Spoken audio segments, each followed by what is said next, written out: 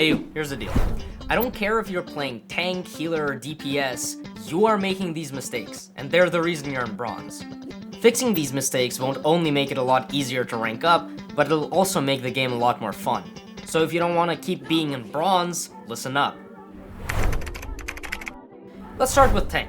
From my experience, there's only two types of tanks. Either you're a complete buffoon and you rush the enemy team 1v6, or you're terrified, shaking in your boots on the complete opposite side of the map and wondering why your team is getting steamrolled. Your job as a tank player is to take as much space as possible while taking as little damage as possible. And if you're wondering how do I do that, the answer is to track resources. The easiest resources to track are your HP, your ultimate, and how many people are alive. For example, if you're down a healer, you probably don't need to jump the enemy backline because you will get absolutely fucked. Tip number 2. You're a tank, not a damage sponge. Your job is not to stand in front of a Punisher turret while screaming at your healers to keep you up. If you feel like you're taking a lot of damage, you probably need to play a little bit safer. Play behind some cover, wait for your cooldowns to refresh, let your healers top you off. Just take a chill pill. And tip number 3, play with your team. The objective is important, but winning fights is crucial. If your DPS need their hand held by an 800-pound Shrek-looking motherfucker, then hold their hand! As I said before, your job is to take space and help your team do their thing. Your DPS can literally be drooling all over themselves in the middle of the match, and if you give them enough space, it won't matter because you'll still win. To sum it up, stop taking as much damage, make some space, win some games.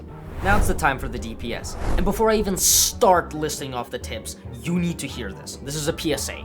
You are not the main character.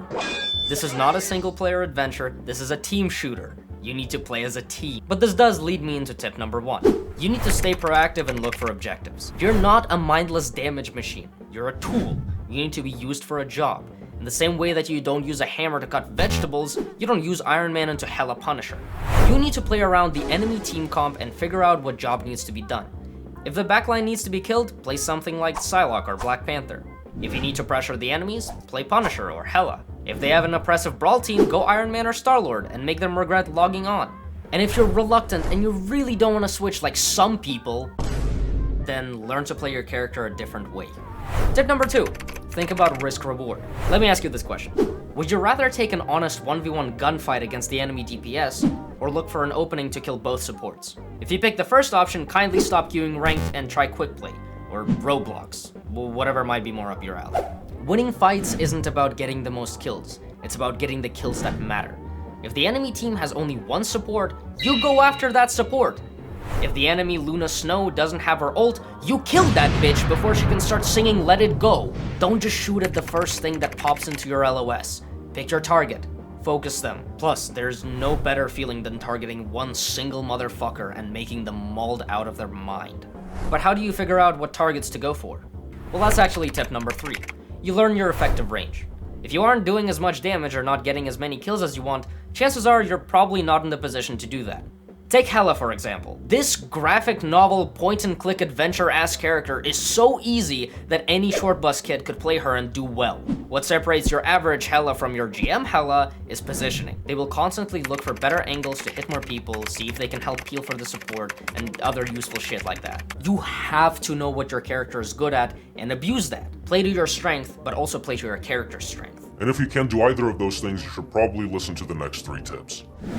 Support players! I'm going to say this one really calm and nicely because you already get shouted at all the time.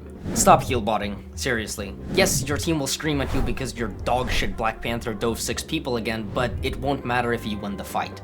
Take Mantis for example. Not only could this support sedate somebody like she's fucking Bill Cosby, but she also does crazy amounts of damage. Imagine how much more you could do if you were actively looking to sleep someone, or help your, once again, dogshit Black Panther with a little damage boost. Keeping people healed is important, but it's not the #1 priority. Winning the fight is.